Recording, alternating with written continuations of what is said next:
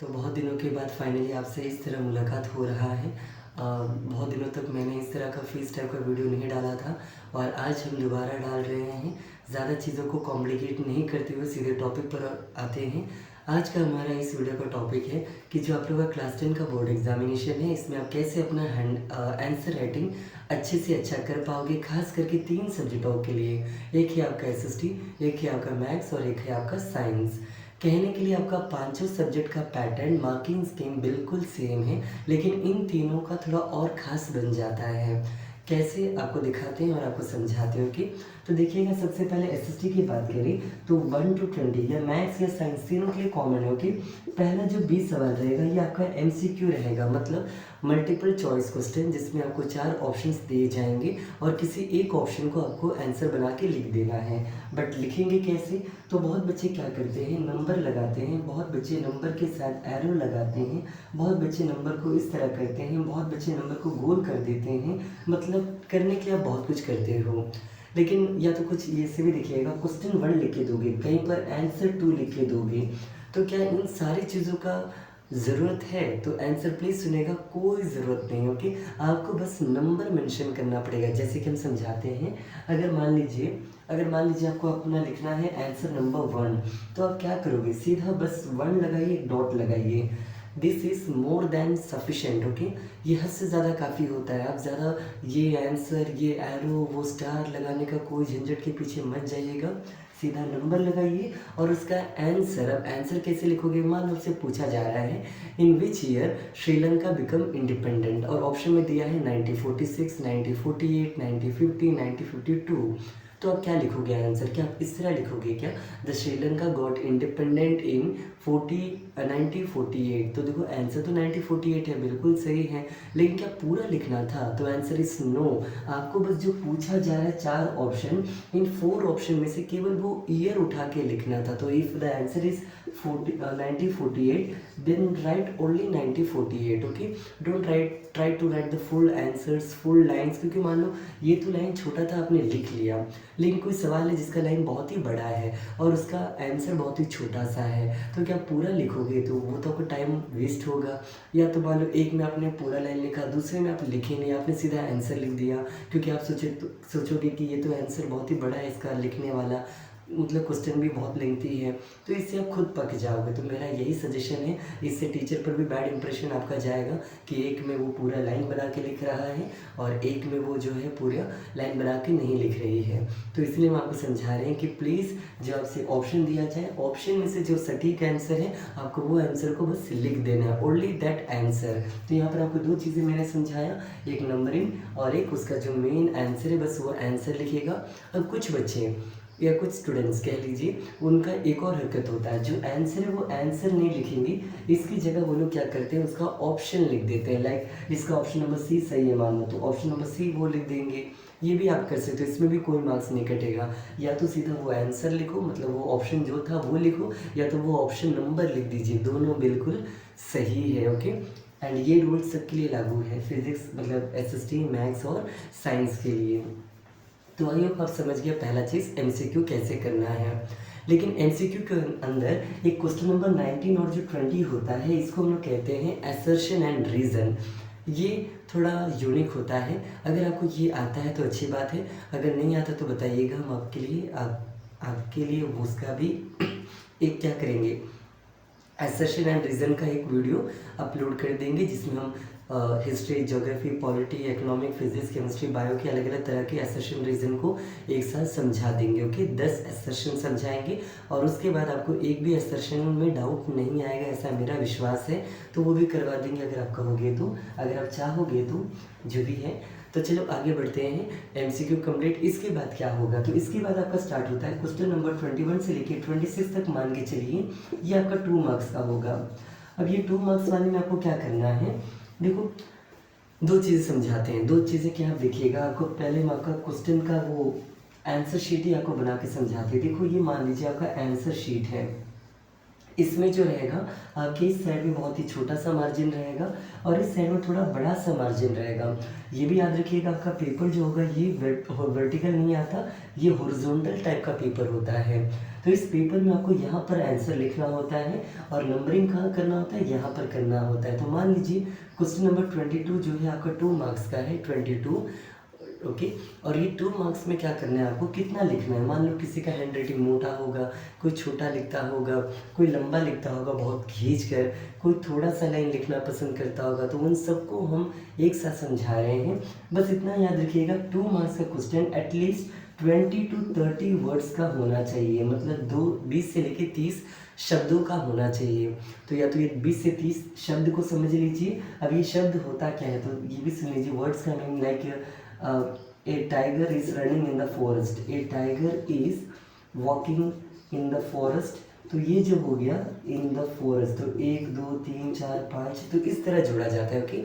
तो कम से कम 20 से 30 वर्ड में होना चाहिए 2 मार्क्स का आंसर, या तो ज़्यादा से ज़्यादा अगर आप लिखना चाहो। अब आते दूसरे स्टाइल से समझाते हैं। अगर आप इस तरह देखोगे तो मैक्सिमम 4 लिखिएगा, मैक्सिमम 4 से 5, ओके। 4 से 5 तक जाओगे लाइन्स में, या तो आप करोगे तो 20 to 30 words, more than enough for 2 marks question, okay.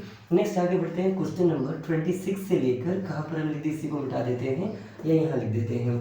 Question number 26 से लेकर या 27 से लेकर 30 या 29 तक जो रहेगा आपका 3 मार्क्स का रहता है, 3 मार्क्स के क्वेश्चन रहेंगे। अब इन 3 मार्क्स वाले में आपको क्या याद रखना है, वर्ड्स पहले बता देते हैं। 3 मार्क्स का अगर आप वर्ड पूछोगे तो 50 to 60 words, this is more than enough, okay. 50 to 60 words में आपको आंसर लिखना है। या तो अगर आप ये लाइन वाइज पूछोगे तो maximum 7 lines, 6 to 7 lines is more than enough, more than enough, okay. इस चीज़ का याद रखिए। लेकिन एक और डाउट आया, मान लीजिए आपका क्वेश्चन नंबर जो 3 मार्क्स का जो क्वेश्चन है वो डिफरेंशिएशन पूछा जा रहा है, डिफरेंस करना हो कि what are the differences between this and this. तो यहाँ पर आप क्या लिखोगे, किस तरह लिखोगे, तो 2 तरीका है डिफरेंसेस लिखने का। या तो पहले अच्छा सा एक बॉक्स बना लीजिए, उस बॉक्स के अंदर आप अच्छे से 3 कॉलम्स, इस तरह कॉलम्स बना लीजिए। एक में आपका सीरियल नंबर लिखिएगा, एक में जो है और दूसरे में जो है लाइक जाइलम एंड फोइलम, या होल्डिंग टुगेदर, कमिंग टुगेदर, या कम्युनिटी गवर्नमेंट, कोलिशन गवर्नमेंट, या सिविल वार, या तो जो और कोई वार होगा, ओके। तो इस तरह से आप क्या करोगे, सेपरेट करोगे, नंबर के यहाँ 1 2 3 लिख दोगे, यहाँ पर 3 3 आप उसका रीज़न समझा दोगे। तो या तो कॉलम्स बना के लिखिएगा। मैंने देखा है कई बार कुछ लोग ऐसा करते हैं कि डिफरेंस तो बनाते हैं लेकिन बॉक्स बना के नहीं लिखते। तो इसका नियम ये कहता है, तरीका ये है कि बॉक्स बना के लिखिएगा, ओके। अब ये भी हो जाएगा। मान लो अगर आपको इस तरह नहीं लिखना, बॉक्स बना के, मान लो अपने स्केल लेके नहीं गया, तो स्केल लेके नहीं जाओगे तो इतना मत करो, सीधा क्या करो, आपको मान लो होल्डिंग टुगेदर, कमिंग टुगेदर पूछा जा रहा है, तो ये कमिंग होल्डिंग टुगेदर का इतना लिखो और यहाँ पर मान लो एग्जाम्पल आपने लिख दिया। उसके बाद कमिंग टुगेदर यहाँ से लिखना स्टार्ट करो और ये भी मान लो यहाँ तक लिख दिया और यहाँ पर एग्जाम्पल लिख दो। तो ये इसका तरीका है जिसमें आपको ये लिखना होता है। एक और चीज़, कुछ बच्चों को और कुछ लोग या कुछ व्यक्ति जो भी कहो, इनका एक तरीका होता है। मान लो आपसे हम पूछ दे which movement was withdrawn due to Chauri Chaura incident, Chauri Chaura incident के कारण कौन सा मूवमेंट को रोका गया था। तो इसका आंसर क्या है, नॉन कॉपरेशन मूवमेंट। आपको आता है मान लो तो प्लीज़ एनसीएम मत लिखिएगा। हमेशा नियम ये कहता है कि पहले इसका फुल फॉर्म लिखो और उसके बाद अगर मन हो तो आप क्या लिख दीजिएगा, इसका जो शॉर्ट फॉर्म होता है सिविल और नॉन कॉपरेशन मूवमेंट, मान लो ये लिख दिए पूरा। इसके बाद ज़रा अगर आपको मन करे तो लिख दीजिएगा ब्रैकेट के अंदर NCM। तो ये चीज़ों को याद रखिए कि फुल फॉर्म में हमेशा फुल फॉर्म ही पहले लिखा जाता है, उसके बाद उसका शॉर्टकट जो भी है, एब्रेसिएशन जो भी कहते हैं, इसको लिखा जाता है। आगे बढ़ते हैं नेक्स्ट चीज़ें की ओर। 3 मार्क्स के बाद आते हैं 4 मार्क्स की ओर। देखो 4 मार्क्स में आपको क्या पूछा जाएगा, क्वेश्चन नंबर 31 से लेके 33 या 34 तक जाएगा मैक्सिमम।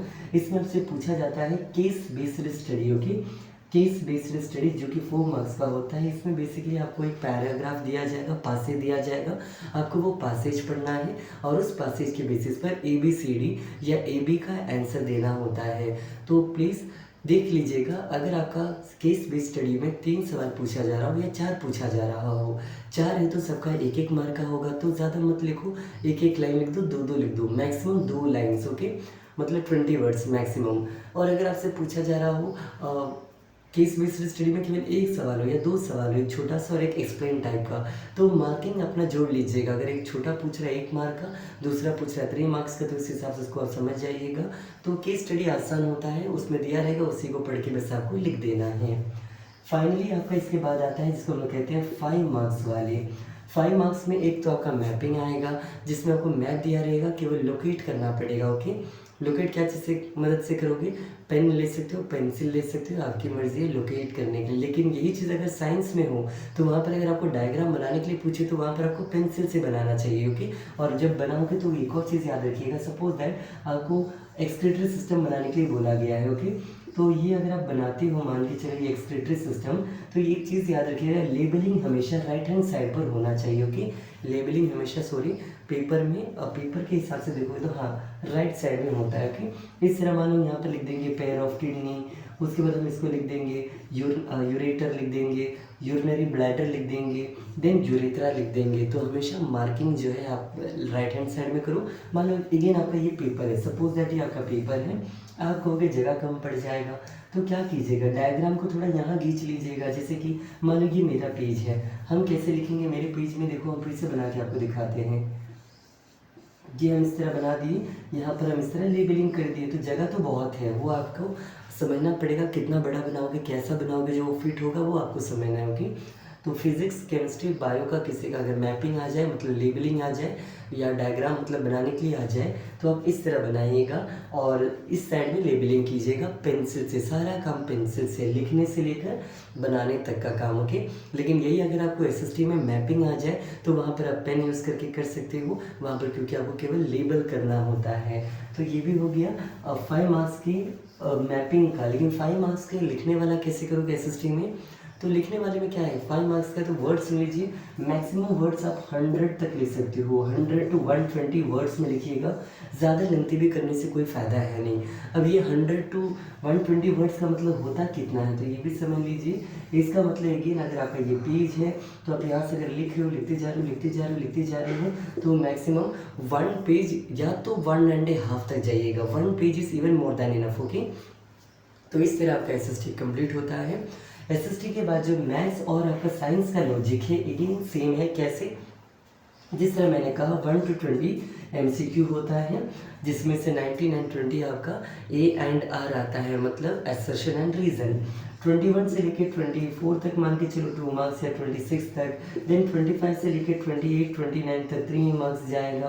देन 29 से लेके 32 33 तक आपका 4 मार्क्स का जाएगा। एंड फाइनली आपका 33 से लेके 38 तक या तो 39 तक आपका जो पेपर होता है, हम लोग को जो दिया जाता है टीचर को कॉपी चेकिंग ड्यूटी में, उसमें मैक्सिमम कितना सवाल लिखने का कॉलम्स होता है, तो वो भी देख लीजिए। हम लोग को टीचर्स को ये दिया जाता है, जिसमें क्वेश्चन देखो इस तरह एक चीज़ होता है, दिखाते हैं आपको बनाकर। ये होता है, इसमें क्या होता है ज़रा जल्दी से देख लीजिएगा। इसमें टोटल 10 कॉलम्स रहेंगी और यहाँ पर लिखा रहता है टोटल, मतलब ये रो में कितना मार्क है उसका टोटल यहाँ लिखिए, इस रो में से बच्चों को कितना मार्क है यहाँ लिखिए, इसमें कितना है उसका टोटल यहाँ कीजिए, इसमें कितना है उसका टोटल यहाँ कीजिए। जैसे कि 1 से लेकर 10 तक में कितना है उसका टोटल, 11 से लेकर 20 में कितना है उसका टोटल, 21 से 30 के बीच में कितना है उसका टोटल, फिर 31 से लेके 40 में कितना है उसका टोटल। अब आप कहोगे 40 नंबर क्वेश्चन तो था ही नहीं, तो जब वहाँ क्वेश्चन नंबर 40 ना हो तो हम लोग डैश कर देंगे। ओके, टीचर्स की बात कर रहे हैं। और इन सब टोटल को जोड़कर यहाँ पर फाइनल टोटल्स हम लोग फिगर में लिखेंगे और यहाँ पर नंबर में, वर्ड्स में भी लिखेंगे। और इसके बाद फाइनली साइन करके हम लोग सबमिट कर देते हैं, जो हमारे हेड एग्जामिनर होते हैं उनको ये सबमिट कर देते हैं। ओके, तो आपको हम यही समझाना चाहते हैं कि क्या समझा रहे हैं कि एक ही आंसर दो बार लिख के कोई फ़ायदा है नहीं, क्योंकि हम लोग एक ही जगह आपको मार्क्स देंगे, जो ज़्यादा अच्छे लिखे होंगे उसको देंगे। मान लो आपको कोई आंसर, आपको डाउट है कि हम ये भी लिखेंगे और उसको बाद में याद आए कि हम उसको ऐसे भी लिख सकते थे, तो आप दोनों लिख दीजिएगा। जिसका ज़्यादा सही होगा हम लोग उसको मार्क देते हैं, नॉर्मली ऐसा होता है।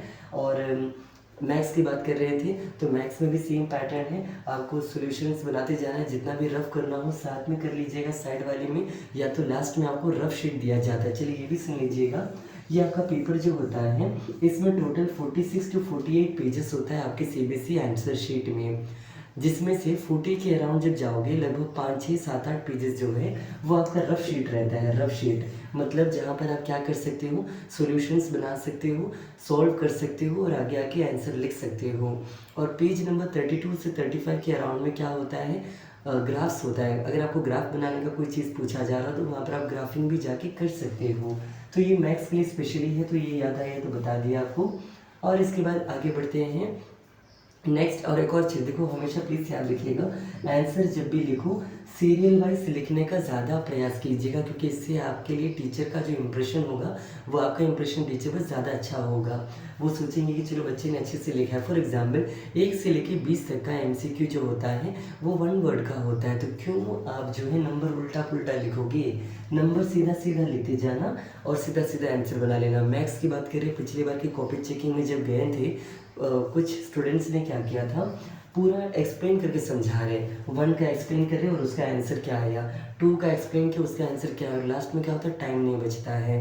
तो इस तरह की हरकतें प्लीज़ मत कीजिएगा। अगर आप बैक साइड में जाके, बैक साइड मतलब किसका बैक, आई मीन किसका बैक मतलब आंसर शीट के बैक साइड में जाइएगा, वहाँ पर रफ शीट में आंसर बनाइएगा और आगे आके उसका आंसर लिख दीजिएगा। ओके, सीधा आंसर बस लिखिएगा, हम यही समझा रहे हैं।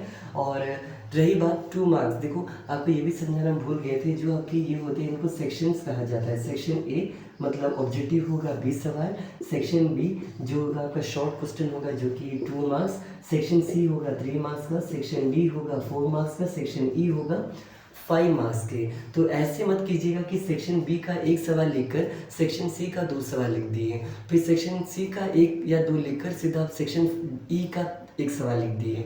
तो जो भी सेक्शन आप स्टार्ट करें उसको पूरा लिखने का प्रयास कीजिएगा। अगर आप सेक्शन 2 मतलब बी स्टार्ट किए हो तो बी को पूरा लिखिए, सेक्शन अगर आप सी स्टार्ट किए हो तो उसका पूरा लिखिए। तो ये भी चीज़ों को आप समझिएगा। ओके, उससे क्या होता है, वही बात कि टीचर परेशान नहीं होता। वरना सोचो ना, आप एक यहाँ लिखोगे एक वहाँ लिखोगे, हम लोग परेशान हो जाते हैं, यहाँ ढूंढो आंसर वहाँ ढूंढो, फिर उसको उठा के आगे जाके मार्क चढ़ाओ, मतलब ये पागलपन वाला काम है कि तो मत ही कीजिएगा। और इसके बाद रही साइंस की बात, तो साइंस में जो बात बताना मुझे था मैंने आपको बता दिया कि अगर लेबलिंग आए, अगर ड्राइंग आए तो प्लीज़ उसको पेंसिल से कीजिएगा। जैसे एक सवाल है कि कुछ डायग्राम ऐसा होता है जिसमें राइट साइड में कैसे लेबलिंग करेंगे, हम आपको समझाते हैं क्या हम कहना चाहते हैं। मान लो एक आपका पेपर है और इस पेपर में आपको पूछा गया है स्ट्रक्चर ऑफ न्यूरॉन्स, न्यूरॉन बनाना है आपको। अगर न्यूरॉन मान लो इस तरह बनता है, दिखाते 1 मिनट, मान लो आपको ये न्यूरॉन बनेगा और जब न्यूरॉन बनेगा तो उसका डायग्राम में कम पड़ जाएगा। और अगर मान लो तुमने कैसे भी एडजस्ट करके बना भी दिया तो लेबलिंग कैसे करेंगे, तो इसी डायग्राम को आप उल्टा कर दो ना, ऐसे ही क्यों बना रहे हो, ऐसे भी तो बना सकते थे ना। जरा सोचो, इस तरह नहीं बना सकते थे, नीचे की ओर बना दो और इसके बाद जो लेबलिंग होगा इस साइड की ओर कर दो, ये भी तो एक तरीका था। तो बस वो सोचने का तरीका है आपका कलाकारी होगी। तो ऐसे बना के यहाँ लेबलिंग कर देना, ये आसान हो जाएगा आपके लिए। सो आई होप इस वीडियो के लिए इतना ही रखते हैं। हमको जितना समझाना था मैंने समझा दिया, मुझे उम्मीद है कि आपको ये सब काम आएगा। अगर आप कुछ और भी जानना चाहते हो मुझसे तो हम आपके लिए यहीं पर हैं, यहीं पर है। ओके, बस इतना ही इस वीडियो के लिए। और भी कुछ हेल्प चाहिए तो बताते रहिए और हम हैं। जो भी है सब मेरा तेरे हवाले कर दिया, जिस्म का